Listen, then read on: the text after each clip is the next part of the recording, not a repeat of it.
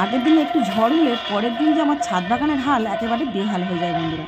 আর আমার অবস্থা দেখো, এখন সকাল থেকে শুরু করে দিয়েছি যে ছাদ বাগান পরিষ্কার করা। তার কারণ ছাদ বাগানে একটা টব ভেঙে গেলে এরকমই অবস্থা হয়, যেহেতু আগের দিনে ঝড়ের দিনে কয়েকটা টব ভেঙে গেছে আর সেই মাটি পুরো ছাদ বাগানে ভরে গেছে। আর এখন প্রায় দিন সন্ধ্যাবেলা করে বৃষ্টি আসছে, তাই আগে থেকে আমাকে না পরিষ্কার রাখলে ছাদ বাগানটাও নোংরা হয়ে গেলে আর বৃষ্টি হলেই কিন্তু কাদা কাদা হয়ে যাবে, তাতে আমার ছাদ বাগানটা নষ্ট হয়ে যাবে।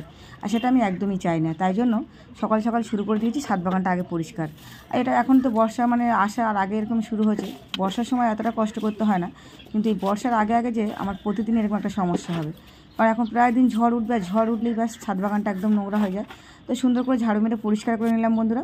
আর এদিকে দেখো বন্ধুরা, কত সুন্দর, পরিষ্কার না থাকলে ছাদ বাগানটা একদমই সুন্দর লাগে না, তাই একটু সুন্দর করে পরিষ্কার করে নিলাম, একদম ঝকঝক হয়ে গেছে। এদিকে একটা পাতা আবার আমি দেখতে পাইনি, সেটাও এখন ছিঁড়ে দিলাম, এটাকে ফেলে দেবো, কারণ এই পাতাটা আবার পরে পড়বে, আবার নোংরা হবে। তাই সুন্দর করে পরিষ্কার করে নিলাম ছাদ বাগানটা। আর সকাল সকাল ছাদ বাগানে আসলে আমার মনটাও খুব ভালো হয়ে যায় বন্ধুরা। চারিদিকটা একদম চকচকে ঝকঝকে করে নিয়েছি। আর এদিকে দেখো ঝিঙেগুলো বড় হয়ে গেছে, তাই ছোটো ছেলেকে বললাম যে আজকে ঝিঙেগুলো কেটে নেবো, বেশ অনেকটাই বড় হয়ে গেছে, তো ওই জন্য ছোটো ছেলে বললো ঠিক আছে, ও তো উপরে পড়তে এসে। বন্ধুরা এবার গাছগুলোতে জল দিয়ে দেবো, ছাদটা পরিষ্কার করে ঝাড়ু মেরে নিয়েছি। এখন আমার ছোটো ছেলে যে জল দেওয়া শুরু করে দিয়েছে। আর সকালবেলা কিন্তু আমার প্রথম কাজগুলো এগুলোই, একদম সকালবেলা উঠে এই কাজগুলো আগে শুরু করি।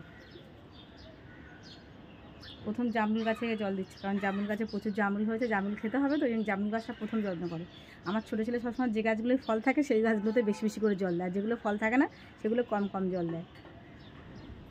জামরুল গাছটাকে সুন্দর করে এবার আমি জল দিয়ে ধুয়ে দেবো, যেহেতু ও জলটা দিয়েছে আমার ছেলে, কিন্তু ও তো গাছটা ধুইতে পারে না। আর জামরুল গাছ, লেবু গাছ, এগুলো কিন্তু আমি জল দিয়ে প্রতিদিনই সকালবেলা করে ধুয়ে দিই, আবার বিকালে এসেও একবার ধুয়ে দিই।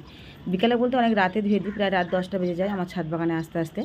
তো এখন যেহেতু আমি একটু হাঁটতে টাঁটতে যাই, তো এখন দেখো বন্ধুরা আমি আরেকটু জল দিয়ে দিলাম, কারণ ও ছোটো মানুষ, ও যতটা পারে ততটা দিয়ে দিয়েছে।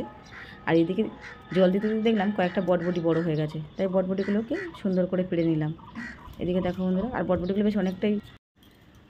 তো বন্ধুরা এবার তুলে নেবো ঝিঙে দুপুরে রান্নার জন্য, কারণ একবারে ছাদ বাগান থেকে পরিষ্কার করে লাবার সময় যেটা দুপুরে রান্না হবে সেই সবজিগুলো ছাদ বাগান থেকে তুলে তারপর আমি একেবারে নিচে লেগে যাই।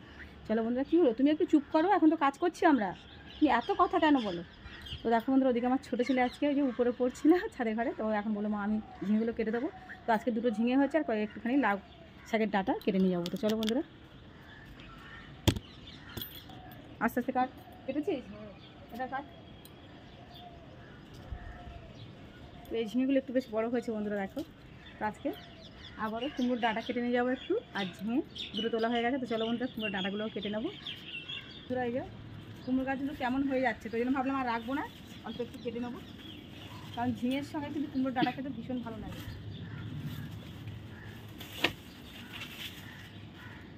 তো দেখো বন্ধুরা, এটুকু হলেই হয়ে যাবে।